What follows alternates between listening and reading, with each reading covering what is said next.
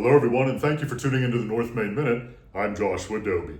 Here it is, that time of the year again. At the end of the year, a lot of folks are thinking about things tax-related, charitably related when it comes to the overall financial plan. I want to talk on the first one for means of this time together here, and thinking about charity. And certainly when we get into the December month, folks start thinking about year-end sort of gifts kind of things, what kinds of limits they may have, what kinds of opportunities they may have insofar as the tax code is concerned. Not going to be comprehensive in just these few moments here, but a couple of big items to keep in mind. First has to do with timing.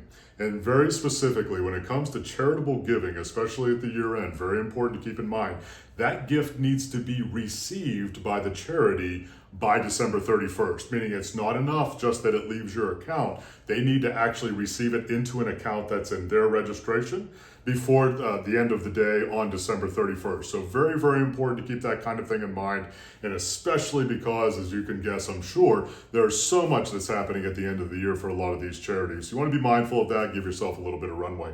Second thing that you want to keep in mind as well is with regards to the kinds of things that you're wanting to gift, because there are a lot of possibilities out there.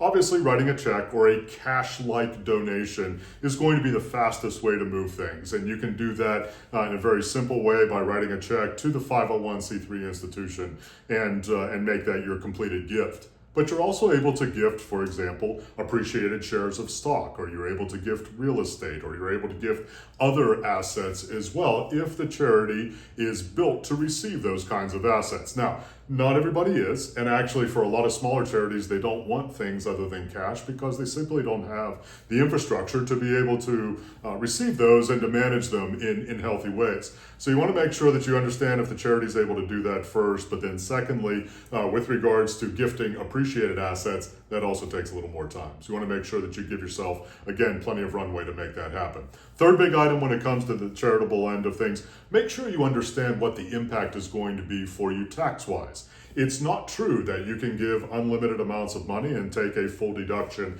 against your income. Not going to get into the particulars here. Definitely want to coordinate also with your tax advisor, CPA, with regards to this, but there are limitations or there are ceilings with regards to how much you can offset your taxable income when it comes to your charitable giving. So keep those three big things in mind when it comes to the charitable end of things. But if you'd like to reach out to us at North Main Financial Group, perhaps talk through a strategy. We're getting towards the end of the year, so we're going to have to be pretty quick about it, but to talk through what it may be, not only for this year, but in years ongoing, we'd love to hear from you. NorthMainFinancial.com.